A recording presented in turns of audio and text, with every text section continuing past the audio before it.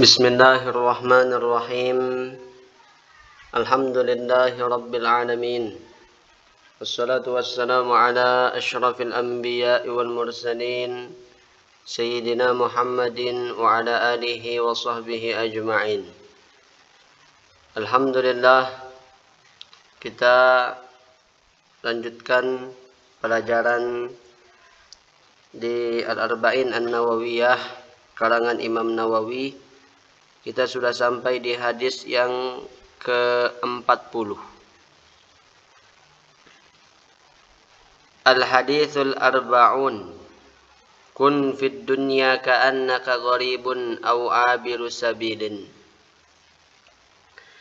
An Ibni Umar radhiyallahu anhuma qala akhadha Rasulullah sallallahu alaihi wasallam bimankibi wa qala kun fid dunya ka'annaka gharibun aw abiru sabilin.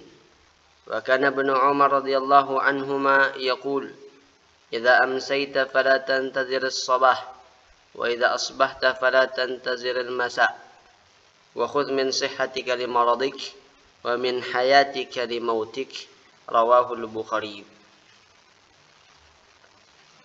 Hadirin hadirat yang dimuliakan oleh Allah Subhanahu wa taala, hadis yang ke-40 dari Ibnu Umar. Ibnu Umar ini anak dari Sayyidina Umar bin Khattab. Semoga Allah meridai keduanya, anak dan juga bapak. Qala, Ibnu Umar berkata, akhadha Rasulullah sallallahu alaihi wasallam bimankibi. Rasulullah sallallahu alaihi wasallam memegang pundakku, kata beliau. Wa qala, dan Nabi mengatakan, bersabda, kun fid dunya ka'annaka gharibun. Hiduplah engkau di dunia seolah-olah engkau sebagai orang yang asing. Seolah-olah engkau sebagai orang yang asing artinya sebagai pendatang, bukan penduduk asli.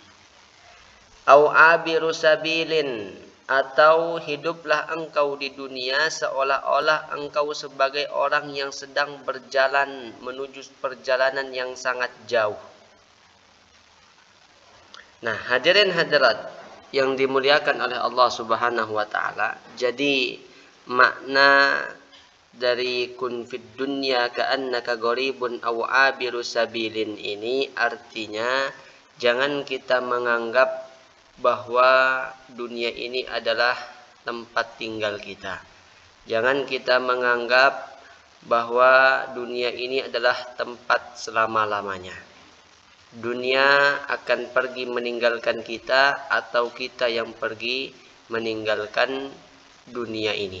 Dunia hanyalah perjalanan yang kita akan berjalan jauh menuju suatu tujuan. Nah, itu dunia. Makanya Rasulullah sallallahu alaihi wasallam mengatakan kun fid dunya ka'annaka gharibun aw abiru sabil. Hiduplah di dunia seolah-olah sebagai pendatang atau seolah-olah engkau sedang dalam perjalanan yang jauh. Itu bukan tempat kita yang sebenarnya. Kemudian di mana tempat kita yang sebenarnya? Lalu di mana tempat kita, tanah air kita, kampung halaman kita yang sebenarnya, tempat tinggal kita yang sebenarnya? Tempat tinggal kita yang sebenarnya atau tanah air kita yang sebenarnya adalah surga. Itu asal kita. Karena kita ini berasal dari surga. Nenek moyang kita, Nabi Adam beserta Hawa itu berasal dari surga. Orang asli penduduk surga. Dan mereka dikeluarkan dari surga menuju ke dunia ini. Dan ketika kemudian mereka dikeluarkan dari surga, dijanjikan kembali juga ke surga. Setelah di dunia, dijanjikan juga kita kembali ke surga. Yang mana surga itu adalah tanah air kita, asal kita berasal. Makanya ada istilah hubbul watan minal iman. Cinta tanah air merupakan bagian daripada iman. Tanah air yang mana? Tanah air kita yang sebenarnya adalah surga itu. Nah, itu yang dimaksudkan. Nah, hadirin hadirat yang dimuliakan oleh Allah Subhanahu wa taala. Jadi dunia ini adalah tempat yang sementara. Artinya apapun yang kita lakukan di dunia ini, maka itu yang kita akan bawa, yang akan kita dapatkan nanti di akhirat. Oleh karena itu, berbekal di dunia untuk menuju perjalanan kehidupan yang selama-lamanya. Kita harus berbekal menuju hidup yang selama-lamanya itu, yaitu akhirat itu. Makanya kalau kita punya kelebihan, amal yang kita lakukan itu nanti dikirim ke akhirat. Apa yang kita lakukan di sini itu akan dikirim ke akhirat. Coba kalau kita melihat orang pendatang, orang baru datang ke kampung halaman kita. Kemudian dia datang untuk apa? Dia datang untuk bekerja. Orang merantau ke Malaysia, orang merantau ke Kalimantan misalnya. Ngapain mereka merantau ke sana? Mereka merantau ke sana tujuannya untuk mencari bekal, untuk mencari kerjaan. Setelah mereka mencari kerjaan, dapat mereka kerjaan, nah terkadang mereka akan mengirim hasil kerja mereka, hasil keringat mereka, sawit misalnya kan, di Malaysia orang Lombok ini ke Malaysia misalnya sawit. Nah, kemudian dikirim ke kampung halamannya untuk biaya orang tuanya, untuk biaya anak istrinya, untuk membuat rumah di kampung halamannya. Nah itu, kenapa mereka melakukan itu? Karena mereka meyakini tempat merantau mereka itu bukan tempat tinggalnya. Tempat tinggalnya, kampung halamannya yang sebenarnya adalah di Kalimantan misalnya, atau di Lombok misalnya. Akhirnya dia berkirim ke kampung halamannya. Nah itu, begitulah juga kita di dunia ini sebagai pendatang. Apapun yang kita miliki di sini, yang kita kerjakan akan dikirim nanti ke dunia, ke kampung halaman kita yang sebenarnya, yaitu akhirat. Yang susahnya kalau orang sudah menetap tinggal di situ, misalnya nikah sama orang situ, nah ini susah ini. Nah, kalau kita ibaratkan, kalau orang sudah cinta dengan dunia di kampung yang bukan sebenar kampungnya, cinta di situ, kemudian menikah dengan dunia, akhirnya lupa sama kampung halamannya. Kalau sudah cinta dengan dunia, sudah lupa dengan kampung halamannya, nggak ada lagi berkirim-kirim amal perbuatan, nggak ada. Yang dia fokuskan tinggal di dunia saja. Itu saja yang dia fokuskan. Nah, yang seperti ini alangkah ruginya nanti, artinya alangkah ruginya kita yang mana asal kita adalah surga, kemudian kita tidak kembali ke surga. Itu sangat merugikan, dan mudah-mudahan kita semuanya tergolong masuk surga. Bahkan itu adalah doa guru-guru kita. Al-Maghfurullah Tuan Guru Kiai Haji Muhammad Zainuddin Abdul Majid selalu mendoakan warga Nahdlatul Watan agar masuk surga bi ghairi hisab, tanpa hisab. Dan mudah-mudahan kita ngiring guru-guru kita untuk masuk surga bersama dengan Rasulullah sallallahu alaihi wasallam. Amin ya rabbal alamin. Nah, jadi itu Rasulullah mengatakan, kun fid dunya ka'annaka gharibun aw abiru sabilin. Hiduplah di dunia seolah-olah engkau orang asing, pendatang, atau sebagai orang yang sedang dalam perjalanan menuju suatu tempat yang sangat jauh. Hadirin hadirat yang dimuliakan oleh Allah Subhanahu wa taala, Imam Ali bin Abi Thalib karramallahu wajhah pernah mengatakan, innad dunya qad irtahalat mudbiratan wa innal akhirah qad irtahalat muqbilatan. Sesungguhnya dunia itu semakin hari sebenarnya semakin menjauh yang namanya dunia itu dari kita. Tapi yang namanya akhirat itu semakin hari akhirat semakin mendekat kepada kita. Nah, itu dunia, semakin hari semakin jauh, semakin capek. Tapi kalau akhirat, bertambah umur kita, bertambah umur, bertambah dekat dengan kematian, bertambah dekat dengan kubur, bertambah dekat dengan akhirat. Walikullim minhuma baniyun. Di setiap dunia dan akhirat itu mereka memiliki anak. Fakun min abna'il akhirah. Maka jadilah engkau anak akhirat. Wala takun min abna'id dunya. Tapi jangan menjadi anak bagian daripada dunia. Fa innal yauma amalun wala hisabun. Hari ini, kata beliau, adalah hari beramal. Kata Sayyidina Ali, hari ini adalah hari kita beramal. Sholat, puasa, melakukan kebaikan, menolong orang, memberikan manfaat kepada orang lain. Hari ini hari beramal, wala hisab. Sekarang tidak hari hisab, tidak hari perhitungan. Wa ghadan, tapi besok hisabun wala amalun. Di sana nanti hari hisab, tidak ada lagi amal. Di sana nanti tidak ada artinya ketika amal kita kekurangan misalnya, tidak ada lagi artinya penyesalan. Di sana sudah hari hisab, tidak ada lagi yang namanya amal-amal. Kita tidak dituntut lagi yang namanya sholat. Kita tidak dituntut lagi yang namanya sedekah. Kita tidak dituntut lagi yang namanya puasa. Kita sudah tidak dituntut lagi untuk mengerjakan kewajiban, kemudian meninggalkan keharaman. Sudah tidak dituntut lagi. Karena di sana bukan hari untuk beramal, tapi nanti di sana adalah hari perhisapan apa yang pernah kita lakukan selama di dunia itu. Akan dipertanggungjawabkan.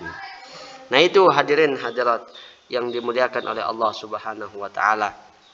Imam Fudail bin Iyad, seorang aulia Allah, suatu ketika beliau berjumpa dengan seorang laki-laki dan kemudian beliau bertanya kepada laki-laki itu. Apa yang ditanyakan oleh Imam Fudail bin Iyad? Yang ditanyakan, berapa umurmu? Laki-laki itu kemudian menjawab, umur saya 60 tahun. Kata Imam Fudail bin Iyad, berarti kamu sudah berjalan menuju akhirat selama 60 tahun dan sekarang engkau hampir sampai. Kamu sudah berjalan menuju akhirat berarti sudah selama 60 tahun. Artinya sebentar lagi kalau dihitung-hitung, kalau tinggal 3 tahun, 63 misalnya, berarti tinggal 3 tahun hidupmu. Apa yang sudah kamu lakukan? Inna lillahi wa inna ilaihi raji'un. Jawab laki-laki tadi, inna lillahi wa inna ilaihi raji'un. Sadar dia. Umurnya sudah 60 tahun, dipakai untuk apa? Ketika mendengar ucapan laki-laki yang mengatakan tadi itu, mengatakan seperti itu, apa kata Imam Fudail bin Iyad? Tahu nggak kamu apa yang kamu ucapkan? Tahu nggak kamu apa yang makna dari apa yang diucapkan itu? Inna lillahi wa inna ilaihi raji'un itu. Kata Imam Fudail bin Iyad, faman arafa annahu lillahi abdun. Barang siapa yang mengetahui bahwa dirinya adalah hamba Allah Subhanahu wa taala. Wa annahu ilaihi raji'un, dan dia mengetahui akan kembali kepada Allah. Falya'lam annahu mauquf.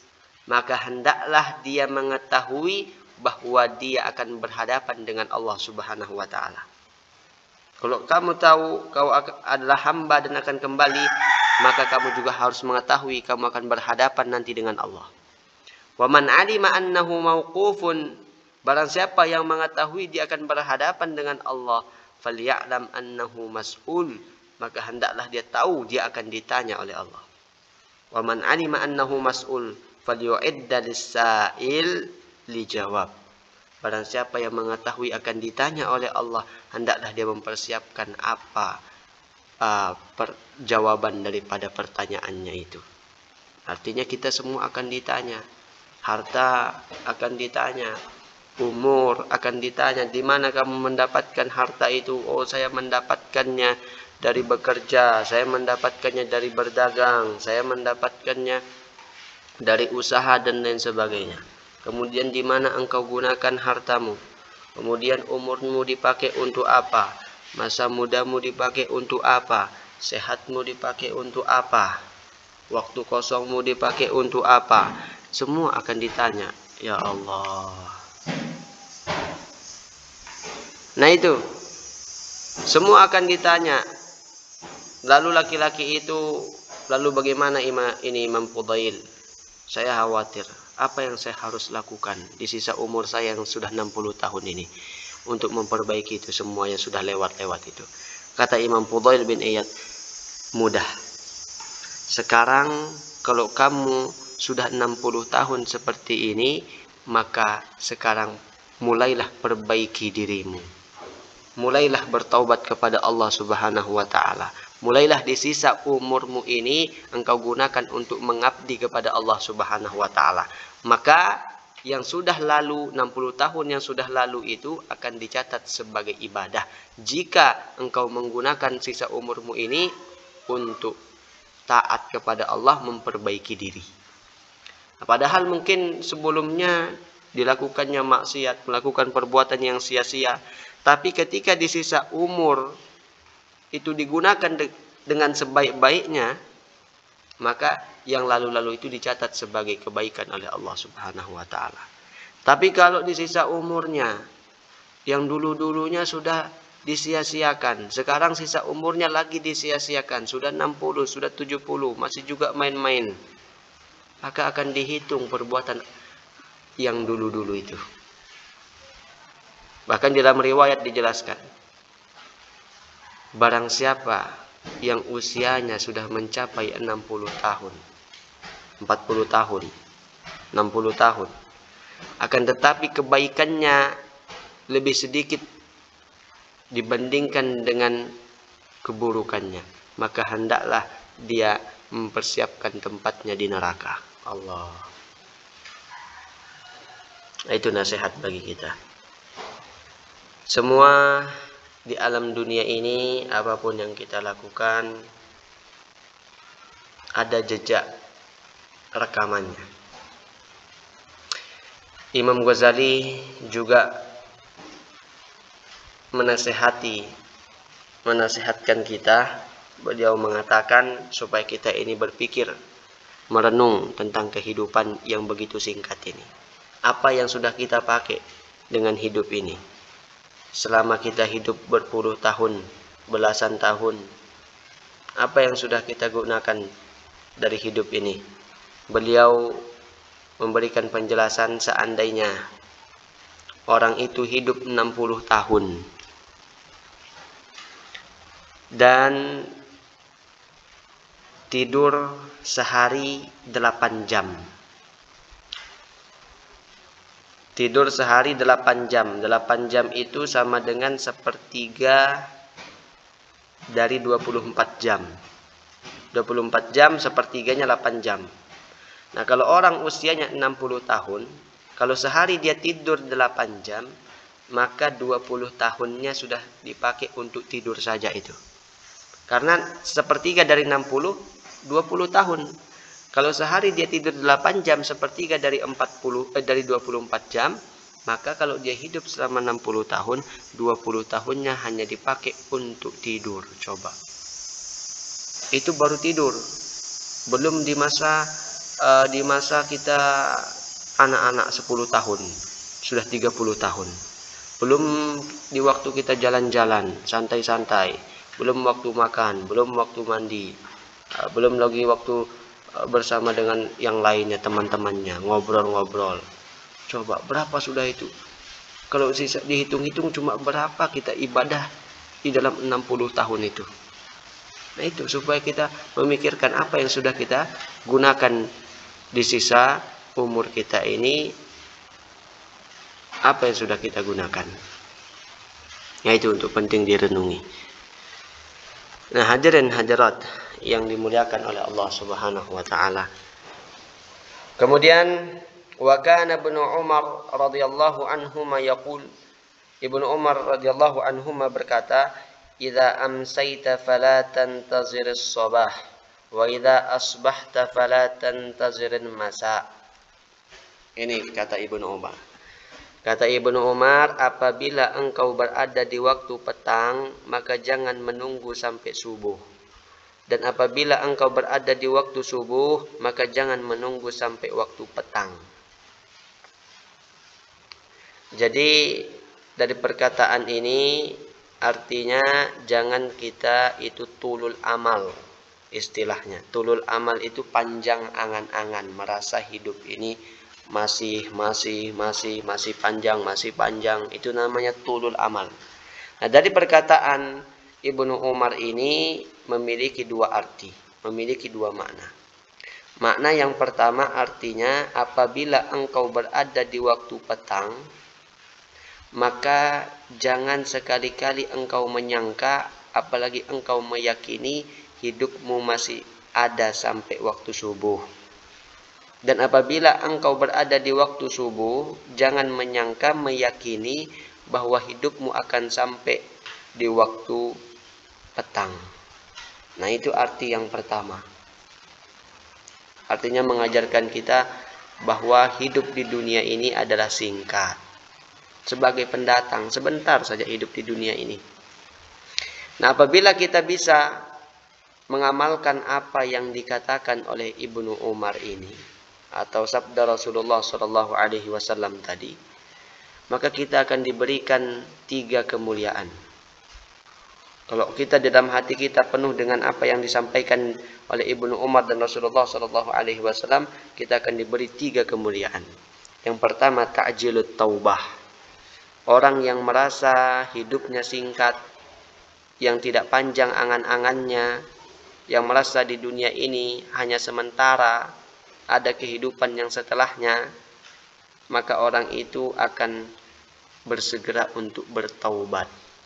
Kenapa kita ini menunda-nunda taubat? Karena selalu ada perasaan masih saya hidup, masih.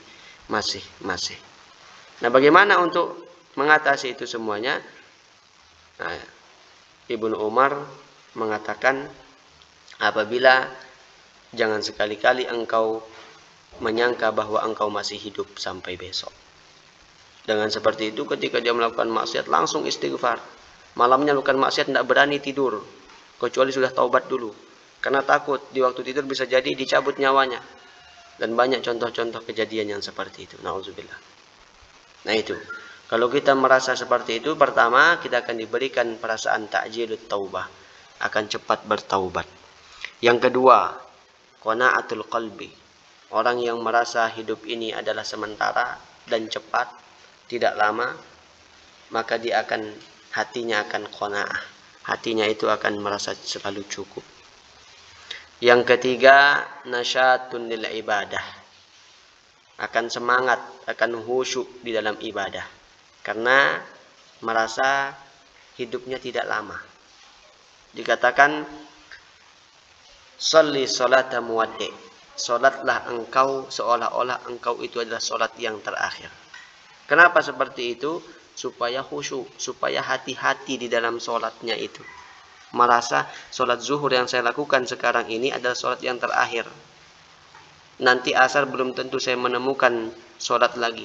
Sehingga dia khusyuk di saat itu. Nah, itu anjuran Rasulullah SAW itu. Itu perkataan Ibnu Umar, maknanya yang pertama adalah apabila engkau berada di waktu petang, jangan sekali-kali menyangka engkau sampai di waktu subuh hidupmu. Dan sebaliknya, apabila engkau di waktu subuh, jangan menyangka engkau akan sampai hidupmu sampai waktu petang. Makna yang kedua dari perkataan Ibnu Umar ini, yaitu apabila engkau berada di waktu petang, ingin melakukan kebaikan, maka janganlah tunda-tunda kebaikan itu sampai subuh. Dan apabila engkau berada di waktu subuh, ingin melakukan kebaikan, maka janganlah engkau menunda-nunda kebaikan itu sampai waktu petang. Kalau mau taubat, silahkan taubat, segera bertaubat. Jangan nunggu nanti saja taubat waktu malam Jumat atau waktu-waktu tertentu yang mustajab. Tidak, langsung taubat. Ketika ingin rajin belajar, langsung belajar. Mumpung ada waktu. Kalau ditunda-tunda biasanya nggak jadi nanti. Nah, ini sebenarnya penyakit juga bagi kita. Manusia itu penyakitnya suka menunda-nunda melakukan kebaikan. Akhirnya nanti nggak jadi. Nah itu. Apabila engkau berada di waktu petang, jangan sekali-kali menunda kebaikan itu. Kalau ada geritikan mau bersedekah, silakan bersedekah. Supaya nanti kalau ditunda enggak jadi dia. Itu. Kemudian wa khudh min sihhatika li maradika. Dan ambillah kesempatan sehatmu untuk sakitmu. Artinya ketika kita masih sehat ini, perbanyak ibadah, perbanyak menuntut ilmu, perbanyak melakukan kebaikan di waktu sehat. Karena nanti di waktu sakit sudah nggak bisa melakukan itu. Di waktu sehat sama, di waktu muda juga. Kami ingat pesan guru kami, kalau anak muda itu seharusnya kuat melakukan ibadah itu. Mampu sholat dia 8 rakaat. Mampu dia sholat duha 8 rakaat, sholat tahajud 11 rakaat sama witirnya. Tapi nanti kalau sudah tua, itu memang keinginannya besar. Mau banyak sholat. Tapi penopangnya, badannya, fisiknya sudah tidak kuat. Lututnya sudah sakit kalau sudah tua. Tapi keinginannya besar, itu susahnya kalau sudah tua. Maka gunakan waktu muda sebelum datang waktu tua, dan gunakan waktu sehat sebelum datang waktu sakit itu. Nah, itu. Rasulullah sallallahu alaihi wasallam bersabda, "Idza maridal abdu aw safar, kataballahu lahu ta'ala minal ajri mithla ma kana ya'maluhu sahihan muqimah." Barang siapa seorang hamba, apabila seorang hamba itu sakit atau dia sedang musafir, maka Allah akan mencatat baginya pahala seperti pahala yang biasa dia lakukan ketika sehat atau ketika mukim. Waktu sehat rajin tahajud. Tahajud terus 11 rakaat sama witir. Tahajud terus. Tahu-taunya suatu ketika sakit dia. Tidak bisa akhirnya dia tahajud. Tetap dihitung tahajud oleh Allah Subhanahu wa taala. Karena dia memiliki kebiasaan di waktu sehatnya tahajud. Itu kelebihannya orang yang menggunakan waktu sehatnya untuk waktu sakitnya itu. Waktu di saat di rumah, di kampung halamannya, sering menuntut ilmu, hadir majelis, sering sholat berjamaah terus. Tapi waktu dia musafir, nggak ada orang nuntut ilmu, nggak ada orang majelisan, atau dia tidak sempat untuk melakukan sholat berjamaah, itu tetap dihitung berjamaah. Tetap dihitung berjamaah. Nah, itu kemurahan kasih sayang Allah Subhanahu wa taala. Nah, itu. Wa min hayatika limautika. Dan ambillah kesempatan hidupmu sebelum datang kematianmu. Nah, hadirin hadirat yang dimuliakan oleh Allah Subhanahu wa taala. Nah, itu tadi perkataan Abdullah bin Umar, anak Umar bin Khattab. Nah, jadi perkataan, nasihat-nasihat dari Rasulullah sallallahu alaihi wasallam, dari para sahabat, kemudian dari para ulama, para aulia, nasihat-nasihat tentang kehidupan ini sementara, jangan merasa panjang umur, bahwa dunia akan kita tinggalkan. Itu sudah sering kita dengar. Sudah sering kita dengar. Cuma yang menjadi masalahnya adalah apakah itu berpengaruh terhadap hati kita yang mendengarkan. Nah, itu tergantung taufik dari Allah Subhanahu wa taala. Orang yang hatinya lunak, orang yang hatinya lembut, ketika mendengarkan nasihat-nasihat seperti tadi itu, maka dia akan berusaha memperbaiki dirinya sedikit demi sedikit. Karena dia tahu dunia ini sementara. Ya Allah. Nah, mudah-mudahan kita diberikan hati yang selalu menerima nasihat-nasihat yang baik dari Al-Quran maupun dari hadis, dari kalam sahabat, kalam ulama, kalam guru-guru kita, sehingga kehidupan kita menjadi semakin lebih baik. Itu, dan mudah-mudahan kita hidup di dunia ini, meninggalkan dunia ini dalam keadaan husnul khatimah. Amin ya rabbal alamin. Nah, itu. Sampai di sini dulu, nanti kita insyaallah lanjutkan. Wallahu subhanahu wa ta'ala alam. Subhanakallahumma wa bihamdika asyhadu an la ilaha illa anta astaghfiruka wa atubu ilaik.